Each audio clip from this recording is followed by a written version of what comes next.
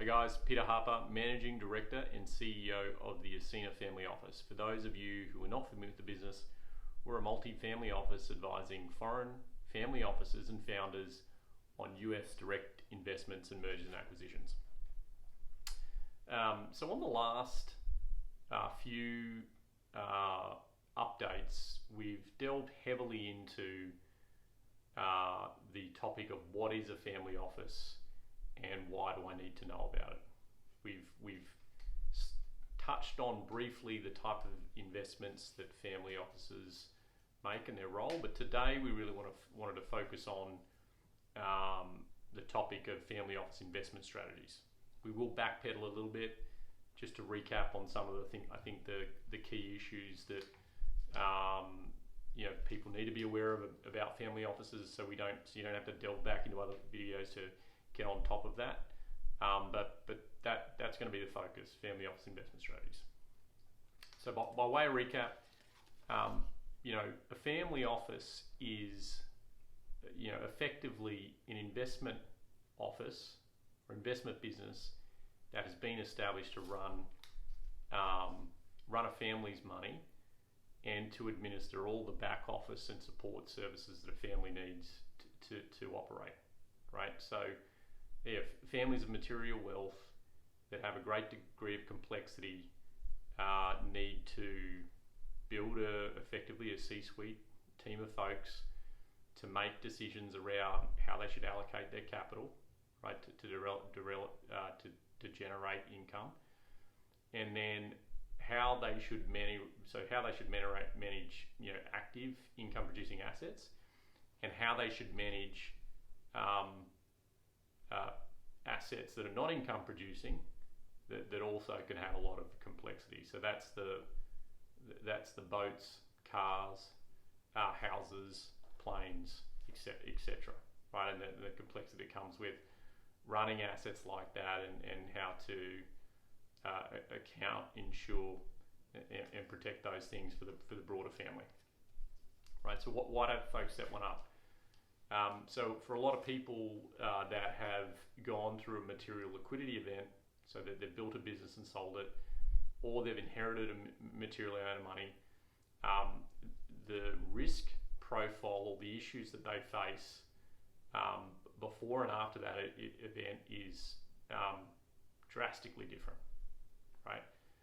There's complexity that will exist in their life that they may not have ever experienced, right? So there's this very important need to create infrastructure to adequately support folks who go through that process, right? So over the last 50 years and really over the last 20 years, there's been a massive increase in the amount of family offices that have been established globally.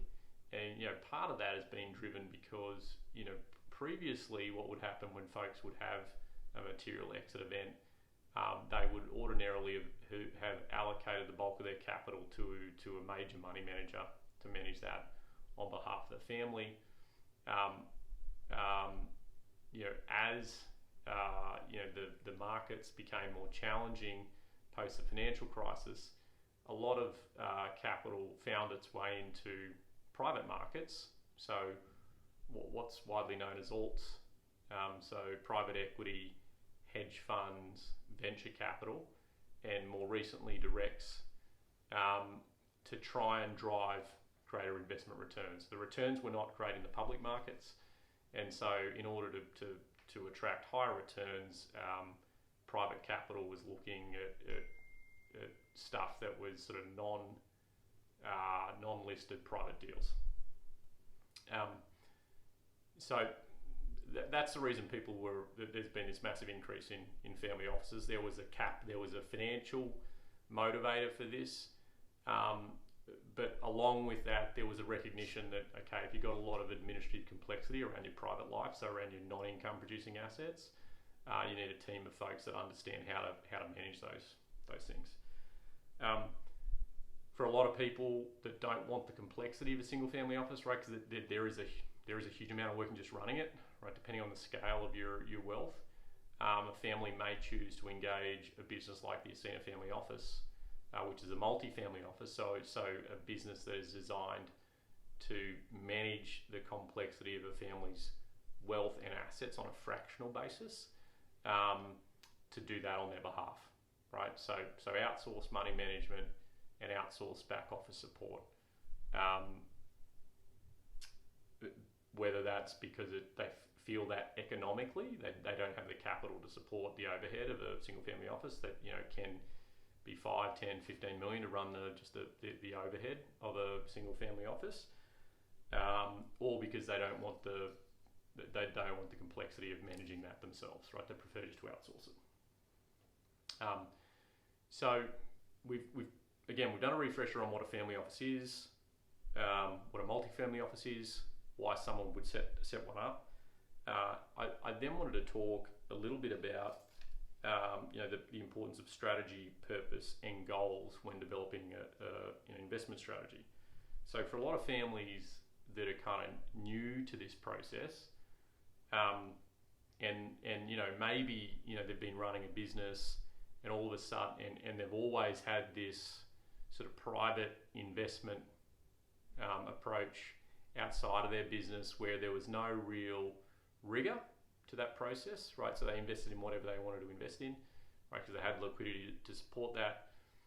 Building that out on a strategic basis from within a family actually requires a huge amount of discipline, right? Because you're setting systems and processes and values framework within the family, right?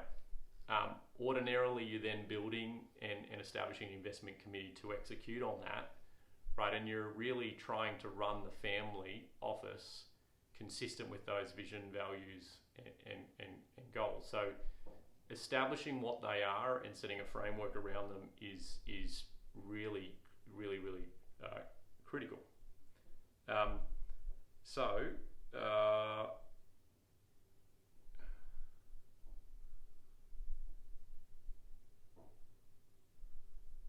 What are they? It's different things for different people, but the most important thing at the start is a family understanding how they feel about different things, right? And these kind of talk to a couple of trends we're seeing in the area of family office investment strategies. Sustainability or impact investing. There's been a massive increase over the last 20 years in families starting to be very focused around this notion that not every dollar of income is equal, right?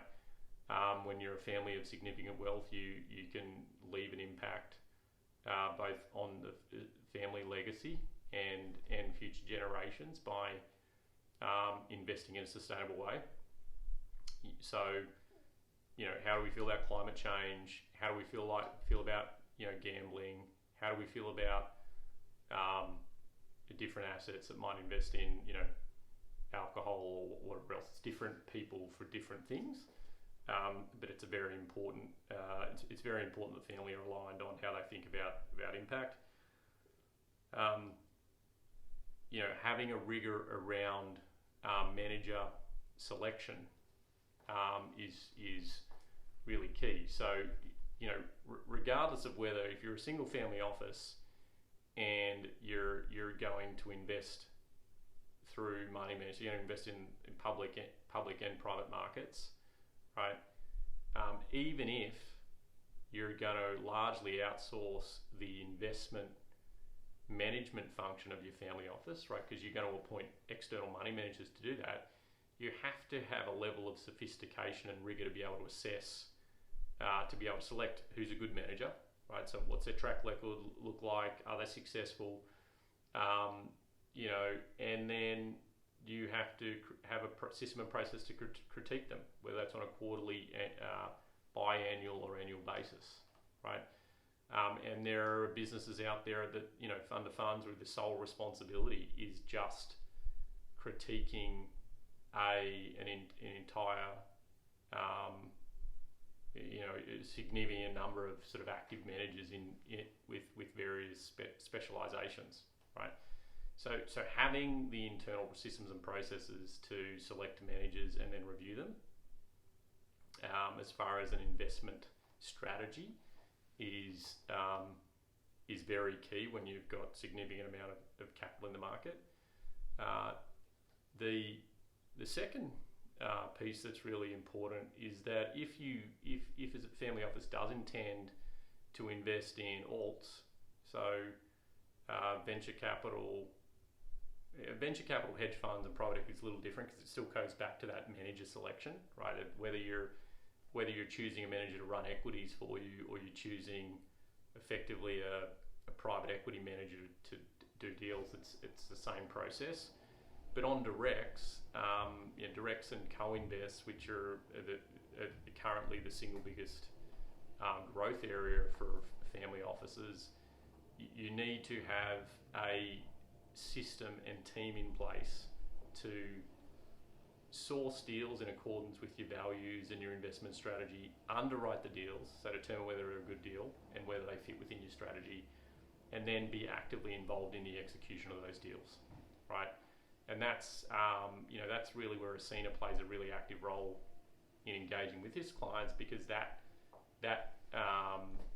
ability to execute on a direct deal requires a huge amount of sort of active skill sets, right? Legal, tax, financial, to both source and underwrite and execute.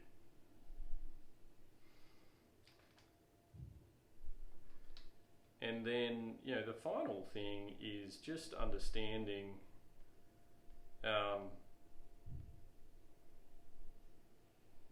understanding 5 reasons why family offices are focusing on directs, right?